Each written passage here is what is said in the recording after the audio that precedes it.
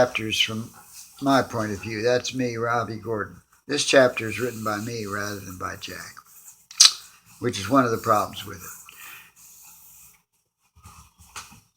Chapter 14, the next chapter. This doesn't seem to be working. Here on Hawaii, bitten by fire ants, on Groundhog Day in 2014, as on the mainland they play our stupid bowl, I must blow this fiction wide apart. For weeks now I've been unable to continue this narrative, although I have reams of plans, and I use that word advisedly. I've been helped by, think of it, merely reading, drinking from two different minds of my fellow worms, Herman Melville and Robert Anton Wilson. Yes, I've regained the courage I need to distort reality in the service of truth. Actors and lawyers do worse, I guess, and not to mention generals and presidents. Dear, courageous, gentle, esteemed readers, I'm profoundly grateful to each and every one of you. Thank you, from the bottom of my heart, for continuing to read this story. Because, and I use that word advisedly, thoughts are real. And if you read these words, or hear them, by a miraculous process taking place somewhere, initiated by your eyes, and only by your incredible ability to decipher one of God's most precious and complex treasures, namely the English language. If I say you read this, then these my thoughts, which I lay before thee as the hard-won, precious pink pearls, which I consider them to be, these thoughts thereby become more real, maybe even more true, as each separate one of you reads this, my humble and heartfelt testament. Wolfram von Eschenbach said in his occult masterpiece Parsifal, he said, this book does not proceed by ABCs. In this book, Sea Clouds, A Utopian Tale, or Gone with the Whales, this book is not written for money or for fame, but rather to reassure me that I'm not alone. Since you've read this far, you must at the least be interested or entertained by my world. And notice this book does not proceed from one dark night to another. It is not, so far at least, for I know not where I'm going. Do you know where you're going? It's not a tale of murder, of betrayal, of the sins which we cannot escape, like Ahab. Rather, I can see a world in which love, holy and all-seeing love, can once again bloom like a rose in the imagination. Last night here in Hawaii, the divine scent of jasmine, or was it gardenias, blessed me for hours in the warm, safe, wet, dark. Must all of our music, all of our novels, all of our politics be filled with the bitter ashes of generations of failure? Washington would have said no. So would Melville, I believe. I just finished rereading Moby Dick. Last night, in fact. Herman Melville has a pleasing honesty about his own narration. And Robert Anton Wilson, in Coincidence, has a chapter which helped me define my tirade here. You find it. It's chapter 7. As Herman Melville and Robert Anton Wilson understand, present tense, this narration is not true. And I assert it is not false. As a brand new novelist, one who has read perhaps 1,000 or 2 of novels, I noticed that I, like most novelists until the recent nerve-wracking decades of introspection and info explosion, most novelists seem to me to be afraid to pop the bubble, to admit to their readers that it's all a sham. As the readers feel the very thrills of believing in and caring for an absurd scrawl of chicken tracks upon paper. But I assert that if, and only if, thoughts are real, then truly these characters, quote, my, unquote, characters, these characters are alive. They have their own destinies, and they deserve our real compassion. This logically applies, you may safely infer, says Robert Anton Wilson. This logically implies that I, as their author, have an obligation to you, my readers, and to these lovable and loving characters. I must let their lives continue, if only to some sad literary conclusion, without violating their true natures. I realize that in this so-called real world, God pitches innocent people off of cliffs every day. Nevertheless, in this my world, this tale, God, namely me, is not going to toss this ship full of holy fools off that proverbial or any cliff. The flat edge of the world, the end of my tawdry stage set made with a ballpoint pen, that edge will remain invisible to my characters. However, actions have consequences, and I intend to explore further, with what I think of as verisimilitude, their search for peace and social harmony. And they are in 1866. No time machine will whisk their ship to 2014, though I considered it. But 1866, like 2014, was a hard time. If they can find peace, readers, then so can we. So I fervently believe. And I will let them try. Chapter 15. A Rainbow Cloaks Us. Now we're back to Jack's story, of course. A rainbow cloaks us. As we emerged from the straits, and I sank into my fevers, it seemed that our whole group, like me, was poised on a high wave crest, but feared the inevitable descent into the next trough. This reluctance was echoed or mirrored by my difficulty in recapturing some of these 40-year-old memories. And in your humble author's, that guy that you just heard from, in his weeks-long writer's block, which I have mentioned. As above, so below. Or is this how the first discoverers of Hawaii felt after a long and harrowing voyage north? Just before they sighted signs of this, their long-sought paradise. Now home to so many happy islanders, old and new. Well, however, so be it. Our ship, the Vesta, held council daily for long hours discussing and debating our further tactics. Of paramount importance was avoiding being robbed or even killed for our wealth by pirates, warships, or greedy local chiefs or kings. I've mentioned our Art Academy hoax, to which I'll return. Some of the crew also practiced singing intensively together, including spiritual songs from both black and white traditions, and of course many haunting Hawaiian songs learned from our Kanakas. By the way, Kanaka can denote any Hawaiian person, although it's often used as a synonym for kane, a man. Anyway, Lilith and Abel led this singing effort.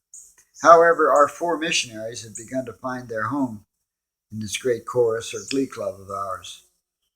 Glee club. We were all still gleeful then. Those four missionaries, they were groping for ways to serve us without violating their consciences, which no doubt were troubled. But they carried on. Yet still, we feared.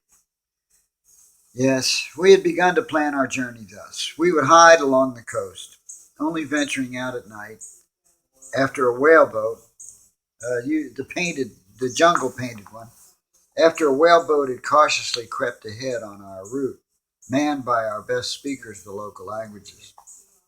Espy, of course, was our best Spanish speaker. We lacked good Portuguese speakers, though Captain Smith produced a dictionary and grammar, and he himself spoke the language a bit. We were not given time to firm up any of these plans, however. As soon as we left the Patag's waters, We wheeled left at the Cape of the Virgins, so-called, which Jim Smith remembered well.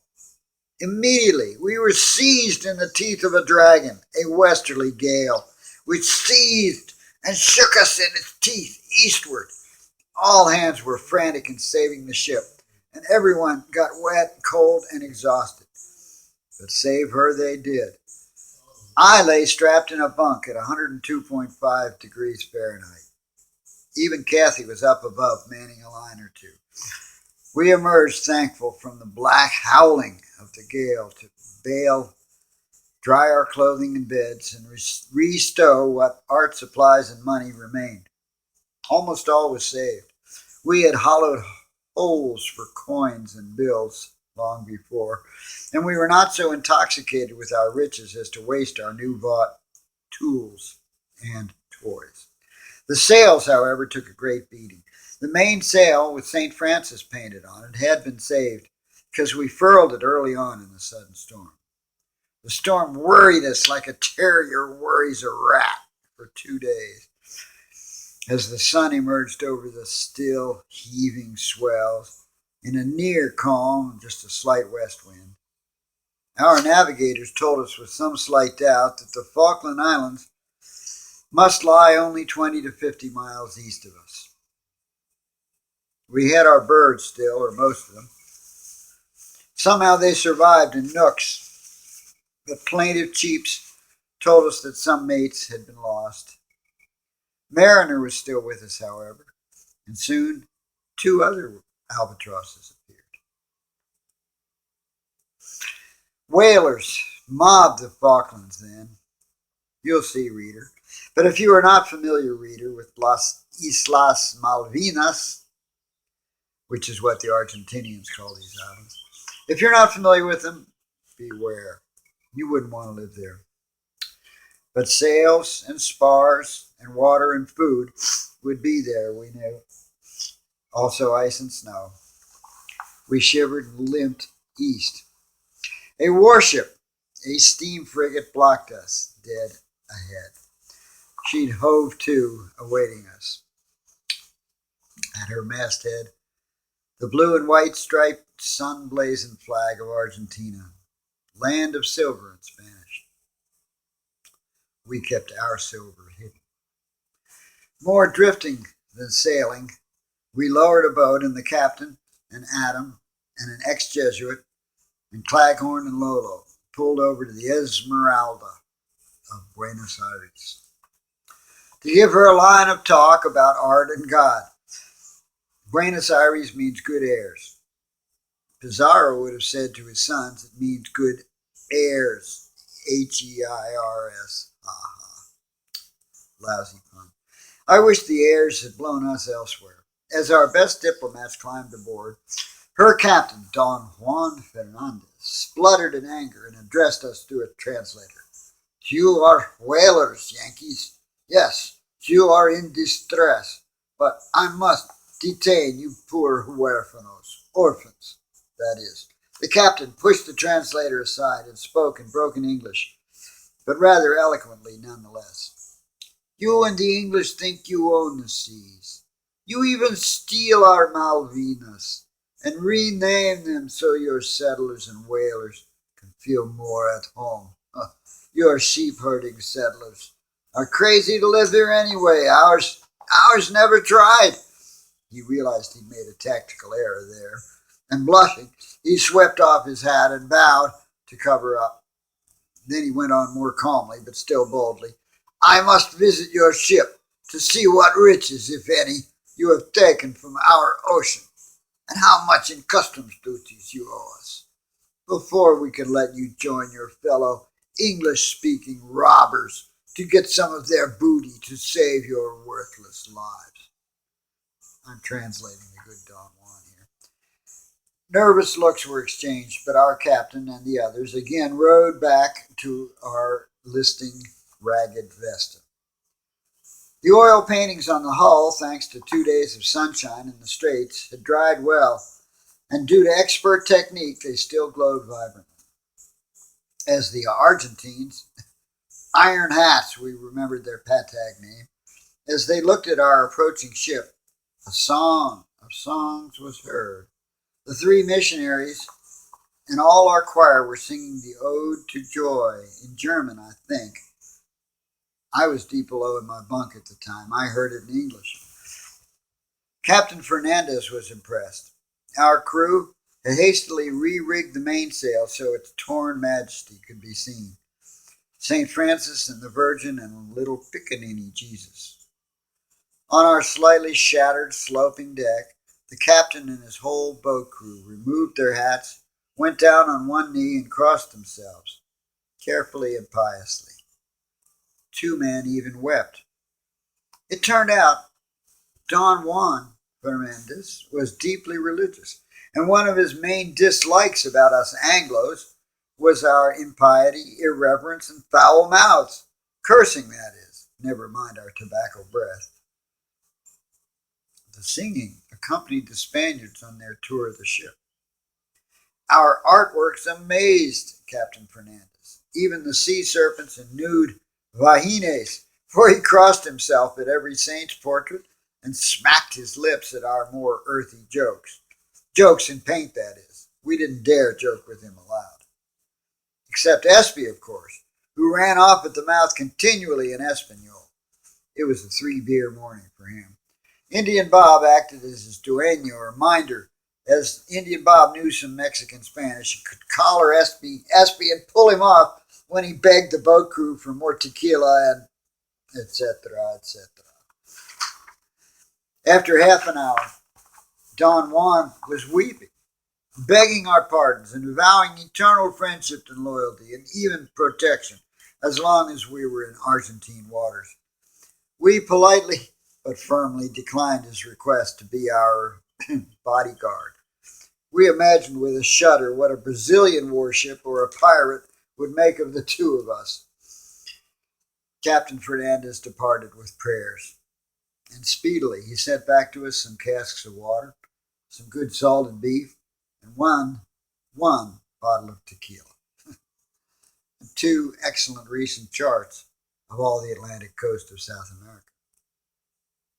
This encounter cheered us, soggy though we were, yet the islands chilled us again, even in the bright sun.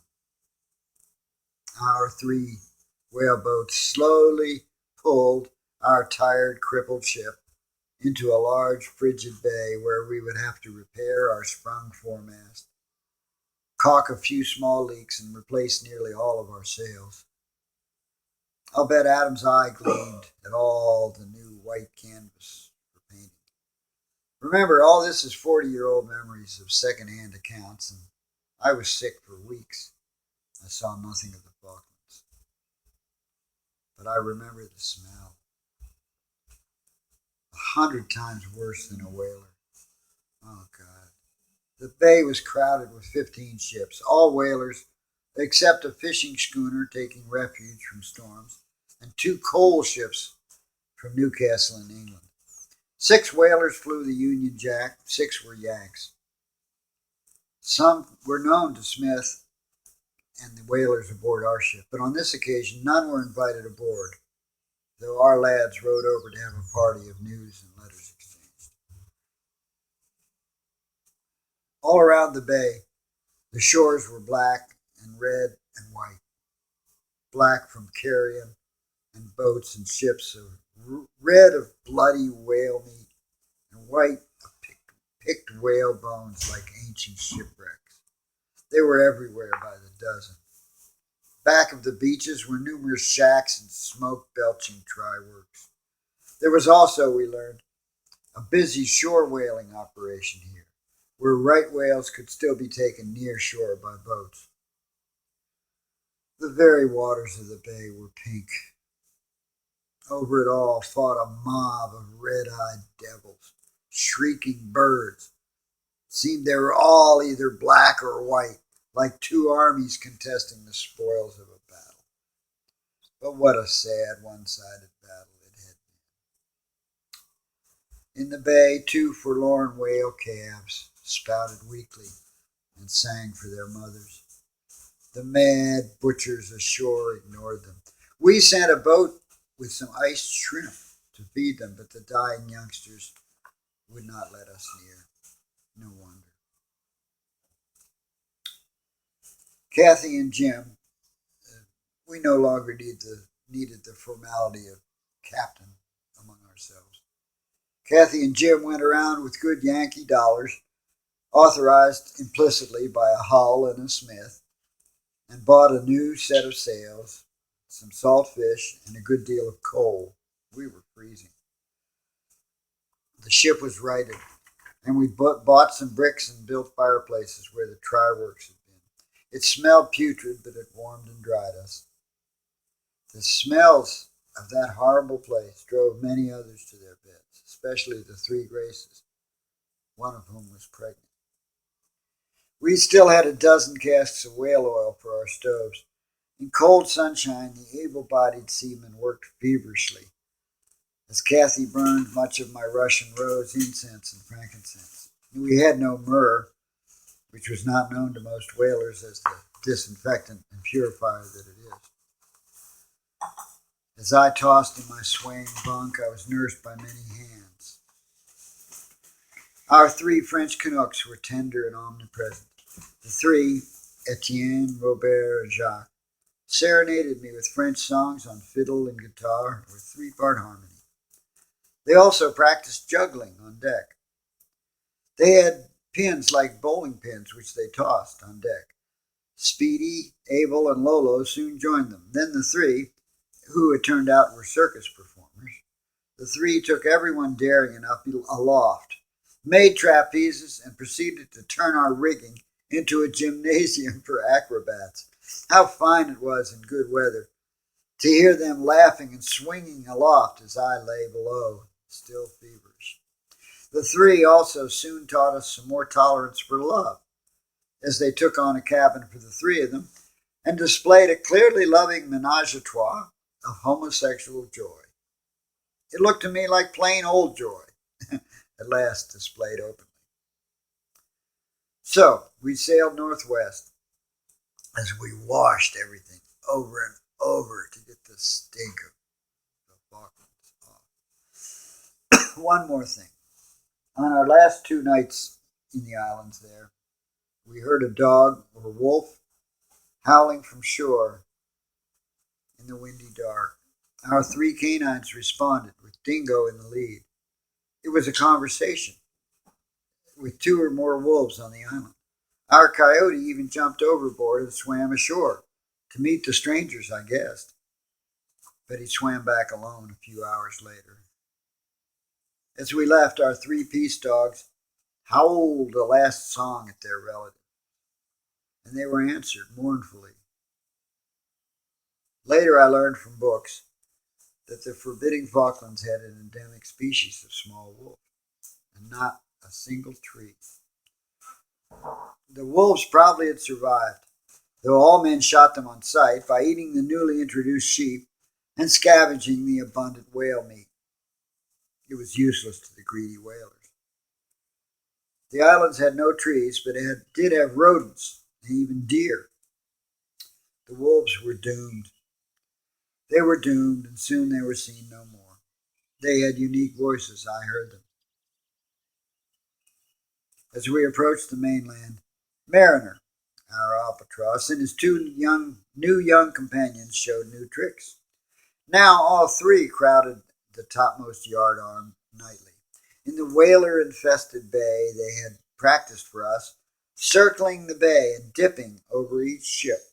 Mariner cried out over each whaler, and let out a different cry over the coal ships, and still another cry over the fishing boat.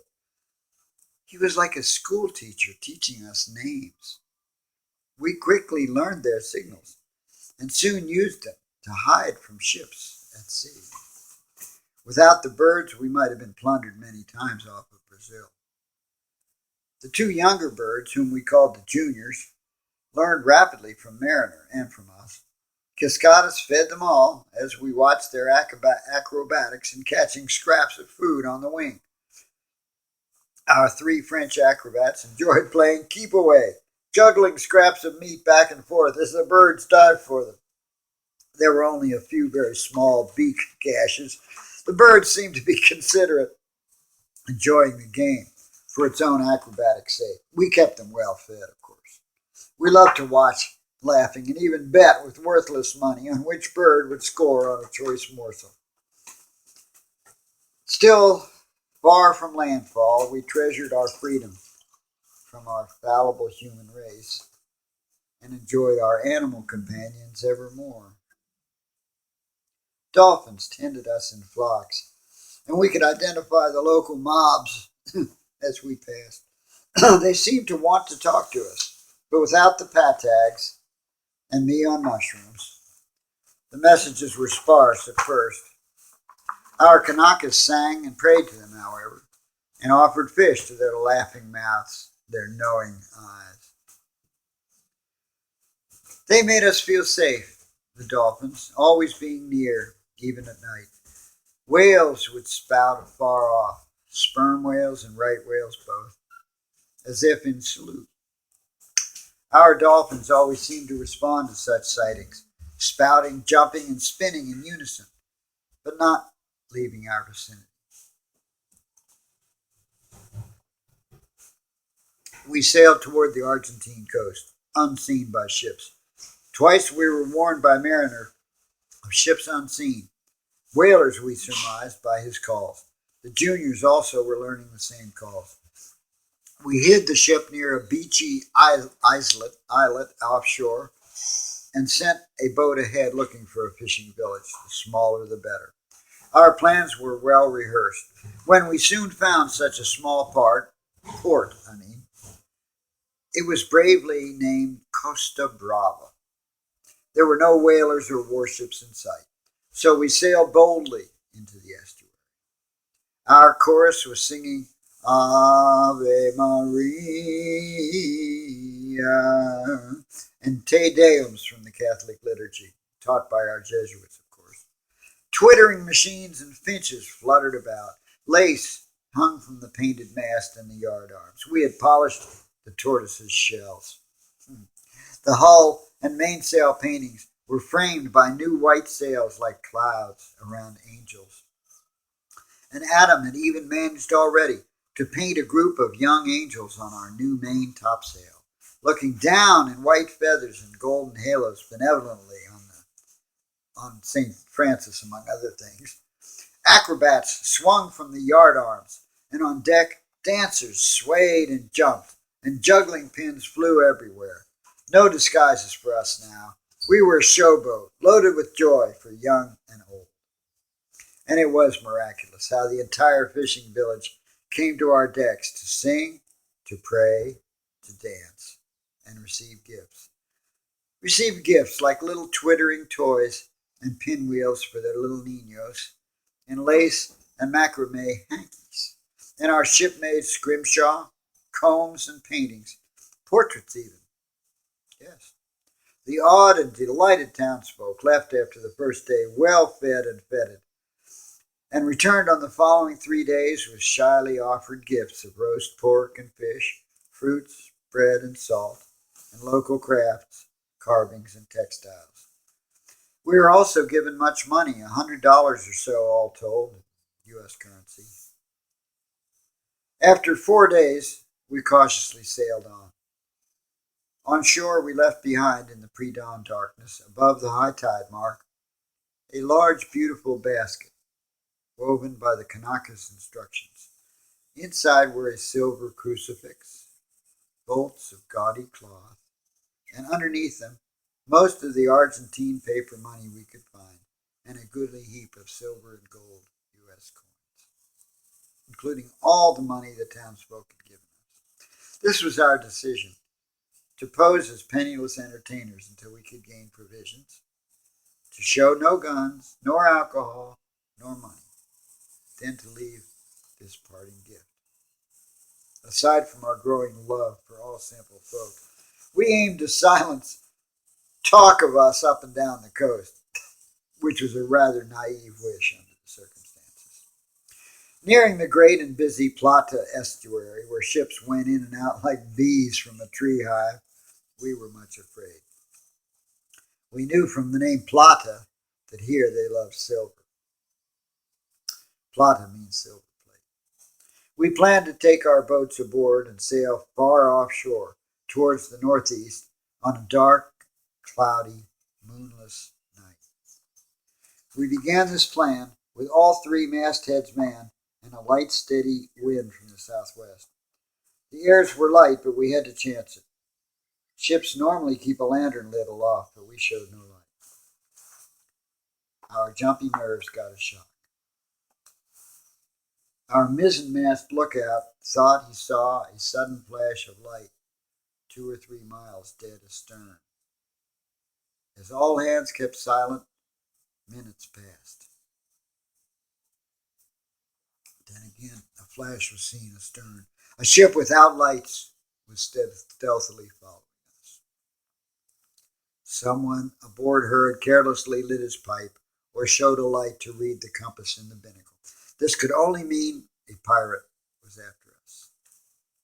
Sure enough, seconds after the second flash, a weird cry, rapid and frantic, ah! Like a seagull gone mad, sounded from high aloft, dead astern. Then in another moment, in the pitch black, great wings flapped and our mariner came swooping low over us, crying the same gull-like laugh. Ah! He was making an alarm. We immediately smelled a horrid reek. The light breeze had brought us from the invisible pursuer a smell of blood and gunpowder and rum and vomit. The 4 primary notes in the smell palette of a pirate ship after a recent fight.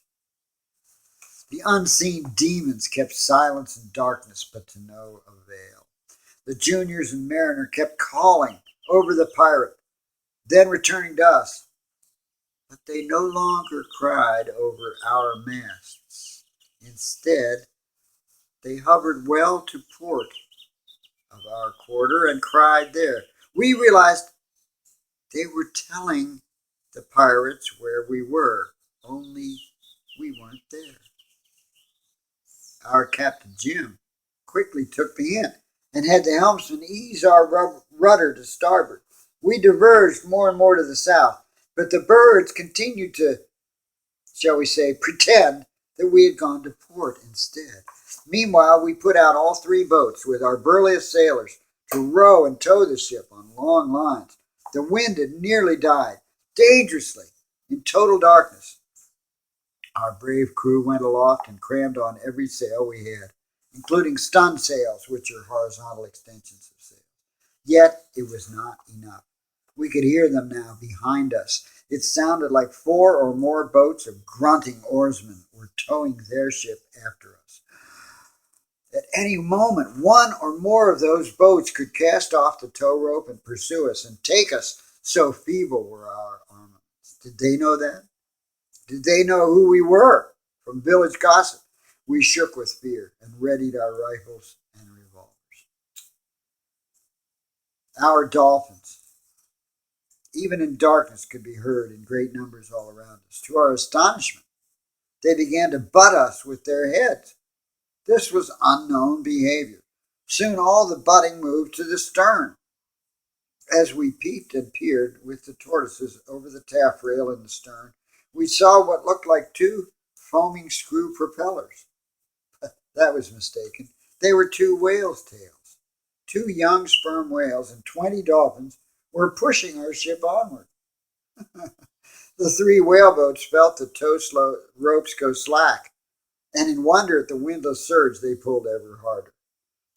We made headway on the invisible, grunting pursuers behind us, who were also now well to port of our course and diverging ever more in the Stygian gloom. We would have cheered if we had dared make a sound. Instead, we hugged and danced around. Our dolphins deserved a medal. What an absurd thought. Then we heard cursing and paddle slaps and crunching noises from the still unseen pirate boats. Lolo turned to me, trying not to laugh, and whispered, "The birds tell me the sharks are chewing the oars of the pirate longboats." Sharks? Were they on our side too? Melville reports a similar event as Ahab's whaleboat pursues the white whale. But of course, Moby Dick is a work of fiction. After a long night, dawn brought fresh and favorable breezes, clear skies, and not a sail or a land in sight. We sailed blithely on to the Brazilian coast. I forgot to mention, we picked up a Portuguese speaker. Yes, we did. Oh boy, did we ever. In the little fishing port of Costa Brava, in El Cantina del Sol, under a sunny Argentine flag, Espy found a woman he could take aboard. Her name was Maria Estrella, Mary Star, but we called her Malinche, which is a Spanish nickname for Cortez's translator, concubine, and enabler in ruining the civilization which spawned her. Our Malinche, or Espy's really, she was a hot potato, as they say. Our Malinche was the shortest person aboard, about 5 feet, and some said the sexiest, sultriest, angriest Latin seductress possible, usually angry, but melting with laughter and chatter at any joke or sport. She was not over 28, I'd say. Hardly a virgin, oh no, but enjoyed the boys too much to marry or have a child. Not religious, of course. Squeaky, shrill, off-key singing voice, but she made up for it with her dancing. With comb, fan, and castanets, with a rose in her white teeth, and furious black eyes blazing, she was the equal of my Mariana Micheli, except 20 years younger, 25 pounds lighter, and twice as fast. A whirling wonder. I sometimes wondered if she had anything at all upstairs above that amazing, buxom, tiny body, but she hid much. Her mother was Brazilian, her father Argentine. They both drank and fought constantly, she said, as she would try to protect her younger brothers and sisters, all 5 of them. Yet when one or the other parent was banished or absconded, frequently, the other would speak only her or his native tongue to the poor cowering brood of 6, fiery Malinche standing guardian before them. So she learned both Portuguese and Spanish to survive. She had also learned much English from whalers mostly, with whom she'd hoped to escape. Here was her chance. Espy was gaffed like a tuna, gutted and filleted for her delectation. She could almost outdrink him, but not quite. This saved him. The foursome of them, with Indian Bob and Cascadas, now had a truly balanced zaniness and slapdash fellowship of careening mad episodes, yet seeing all the chores done and few dishes broken. Malinche would wash dishes, muttering curses. All-night domino contests took place, with bottles ditched out the portholes at 4 a.m. 4-way fights now were possible in 4 languages. Mariner would awaken and buzz the deck, screaming at them to say, "Shut up! Go to bed!" Wonder of wonders, sometimes they even heard it and turned in before shipmates broke down the door. On a warm, sunny day, in the sight of the forested Brazilian coast, I leaned on the rail shakily, enjoying that wonderful feeling one has after recovering from a near-fatal illness. Everything was sparkling new and unspeakably beautiful. No one human was near. Our 3 peace dogs leaned in unison over the port rail, tongues out, Dingo between the other 2. Our ship, a bone at her teeth, was making at least 15 knots. It occurred to me, dogs love to sniff rapidly moving air because, due to their amazing sense of smell, they were as if reading a rapidly unreeling scroll of newspaper like gossip. It might be a better analogy to say they were watching a play of moving pictures, magically going faster and faster, or even like a symphony, played at madcap breakneck speed. But they could follow their noses thus and loved it. Our animal friends were very soothing to me. The finches, only miles from a forest, flew back and forth to shore, but only when, unlike now, the wind was gentle enough for them to regain the ship. About 10 knots seemed to be their comfortable limit. Other times they hopped about deck, pecking at seeds, leaves, and fruits which they had earlier brought over or which we had picked for them. As usual, the tortoises calmly and groaningly nibbled here and there. I was pretty sure that some local birds were visiting us, although I'd seen very little of anything these past few weeks. I had heard them, however, from below, and now I saw several hummingbirds like fiery jewels flitting about the masts. I saw bunches of flowers tied high up by our angels, I suppose, the three graces or some. On deck, the finches now had company. 5 gaudy bantam hens and a splendiferous rooster who pecked and strutted. We had a coop for them too, into which we put them at night, and sometimes when we thought they were hogging the best berries, etc., from the little finches, we put them in their coop. But mostly all was peace. Someone, Kanakas I suppose, had rigged 2 pans of birdseed high up on the foremast to feed our finches where the chickens could barely reach, though they could fly a little. The pans were also placed to frustrate Sphinx's stratagems. Our birds still avoided our heads when pooping, mostly. Our black cat had company, too. Malinche had insisted on bringing aboard, clutched tightly in her arms, the remarkable Esau. Esau, a young male cat, smaller than Sphinx, but sinewy and even faster than she was. As soon as he and Malinche were aboard, he writhed and scratched her cheek, then escaped and leaped into the nearest hold. Fortunately, his fall was short. He disappeared in less than a wink. Maria Estrella's furious cries went unheeded. He didn't reappear for 24 hours. Sphinx, lounging on a high yard arm, had seen him come aboard and instantly arched like a bow, claws digging into the spar. Hissing with eyes wide, she froze thus and soon slipped down to the deck. Stiff-legged and slow, she came to the gaping black hold and sniffed. Yowling, she withdrew. Late that night, horrible screams were heard from the hold. The peace dogs stayed well clear throughout the row. Sphinx had achieved a bloody truce with them, the peace dogs, which held. But she, of all creatures aboard, was the haughtiest. All other creatures whatsoever seemed to her to be inferior, vastly, only to be condescended to enough to let us feed her. Malinche immediately sensed a kindred soul in Sphinx, but she was rebuffed. And now Sphinx had to tolerate this upstart. He was more than her equal. He was a master at dashing from one invisible hiding place to an obvious but impregnable one, like on the bowsprit. Esau was well named. It was as if, like the biblical Esau, he had sold his birthright for a mess of pottage. Only now that mess of edibles was his only concern. To speak plainly, he could steal a piece of food, even from Mariner's vicious beak, or the tortoise's powerful jaws, and be gone with it almost before he was seen. His fur was gray in the tabby pattern, but the stripes were wider like a serval or other jungle cats of the world. I don't think a jaguar had messed with his mother, but maybe a smaller hellion had.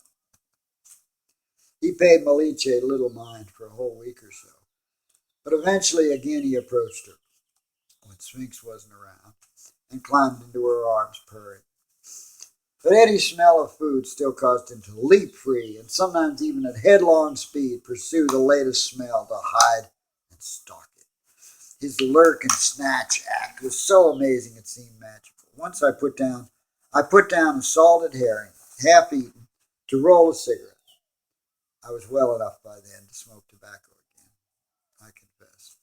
Only to find a few seconds later that my snack was gone without trace. No sign of Esau or anyone for 20 feet all around. But I knew who did it. Oh yeah, total silence. He was a highly amusing character. He didn't bother the finches, preferring dead or cooked people food. He felt he deserved it. His lurking baffled even Sphinx. Finally she decided she'd met her match. She wandered the decks at night yowling until I heard above my head I was in my bunk. The sound of 4 firm paws landing on the deck.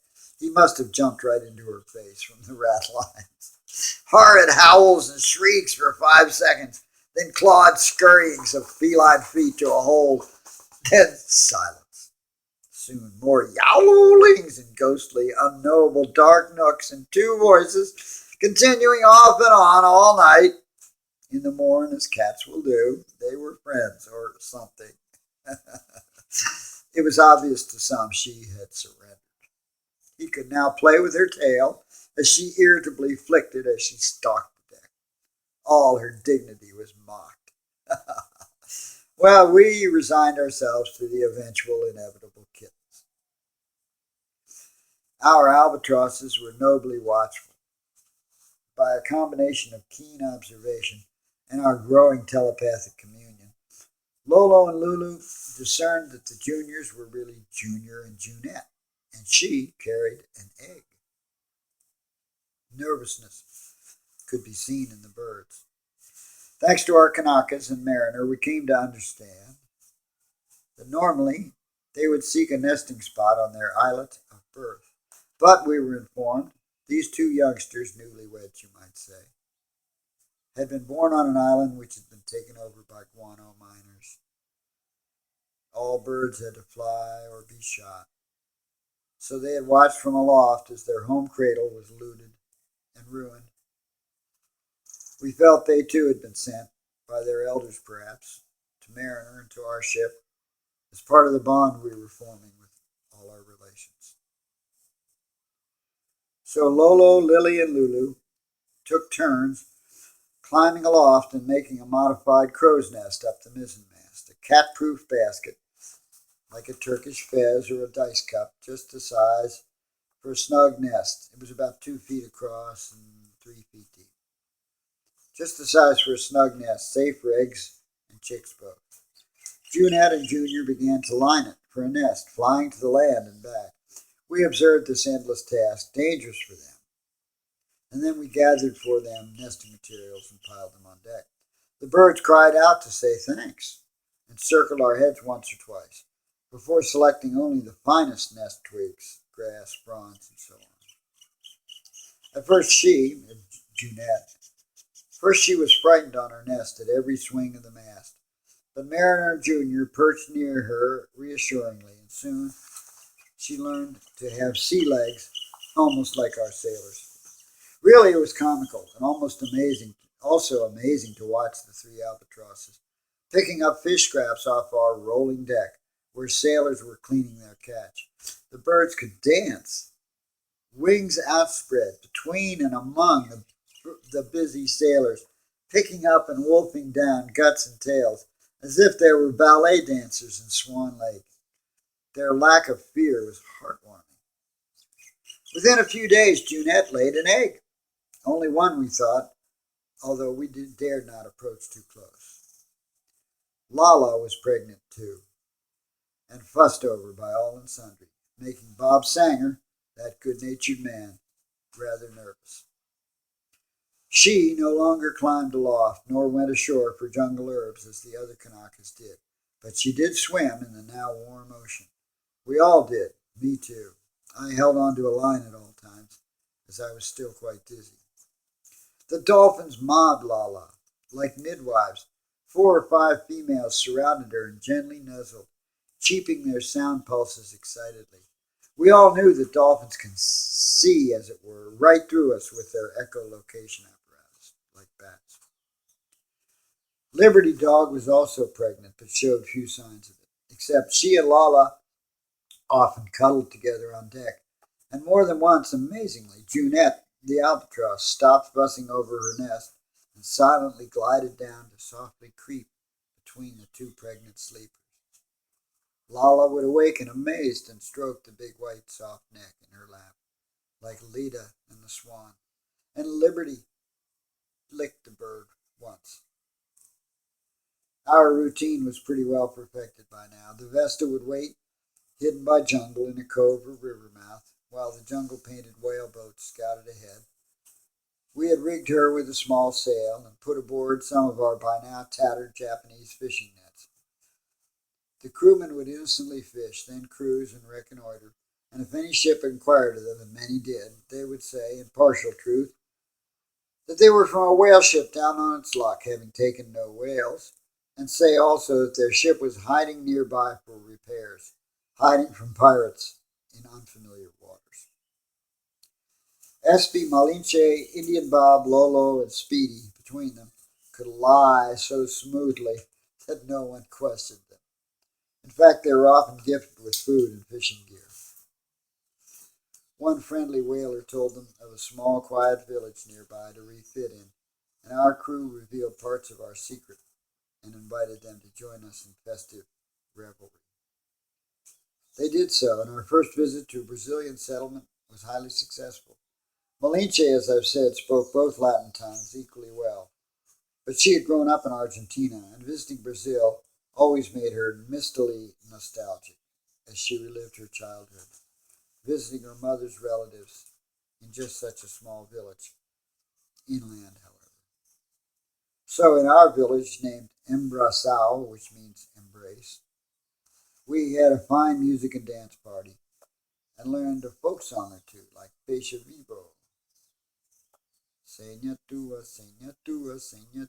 companhia. Like a live fish without cold water, I can't live without your company, is the way the song goes.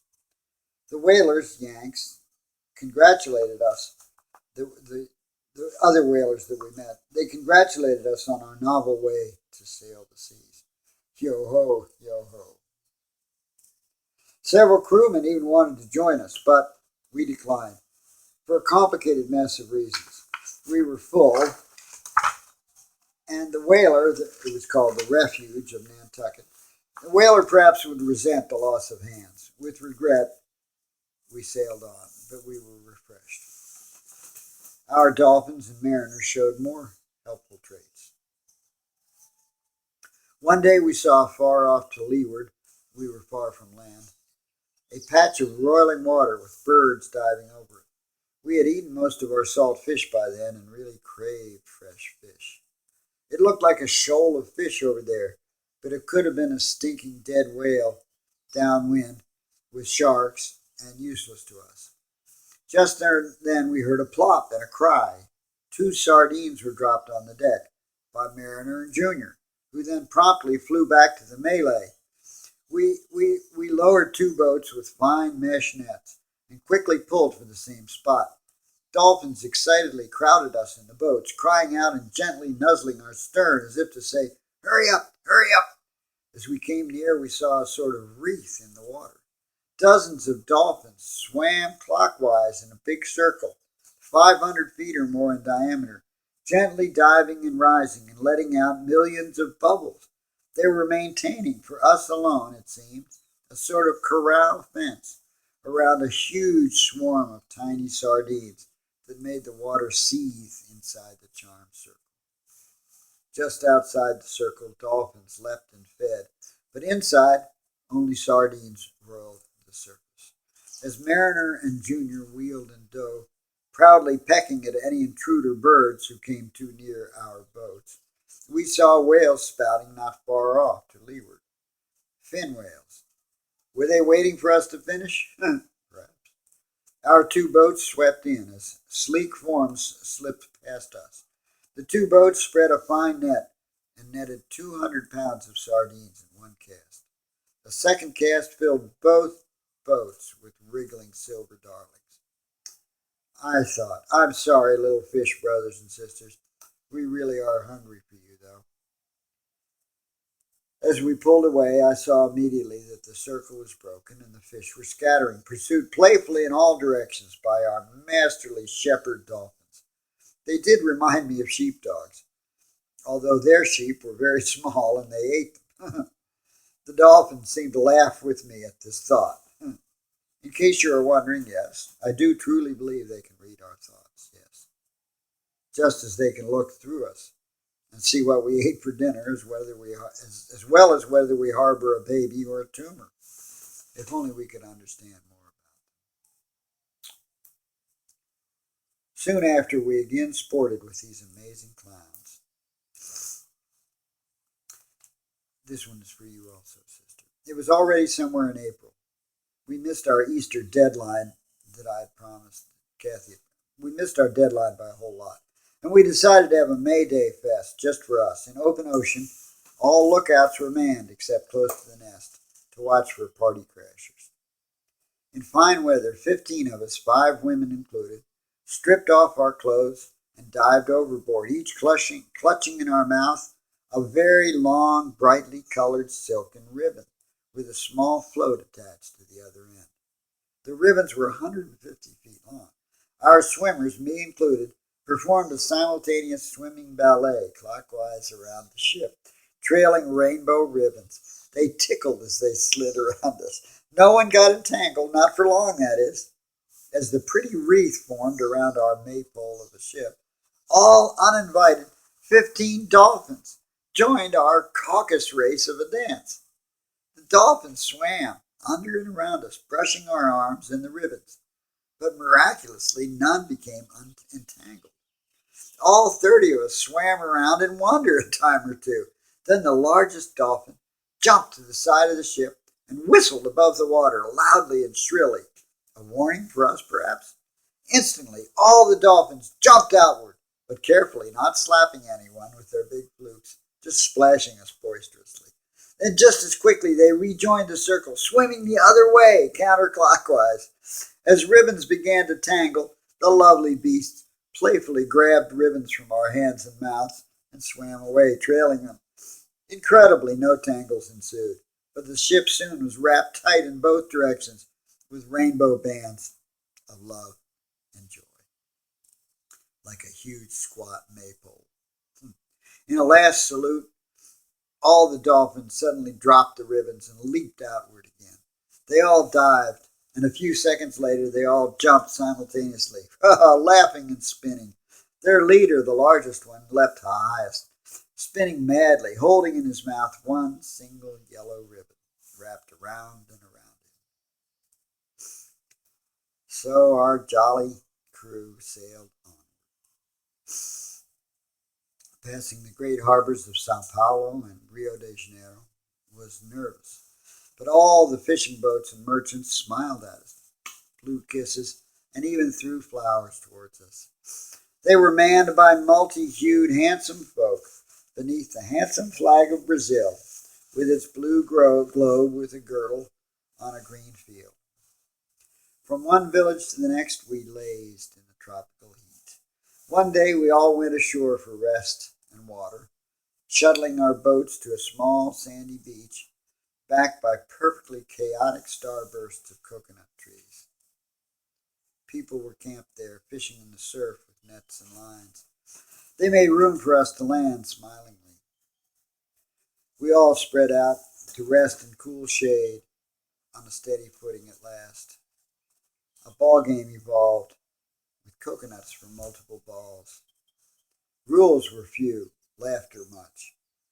I and others watched the verdant, huge trees back farther from shore with their multicolored parrots. A tribe of big red howler monkeys came hopping and swinging to us far aloft, howling and singing in a deafening chorus. They were trying to say, "Look at us, humans! You can't touch us! Here, have some dung and leaves! Just try out shouting us!"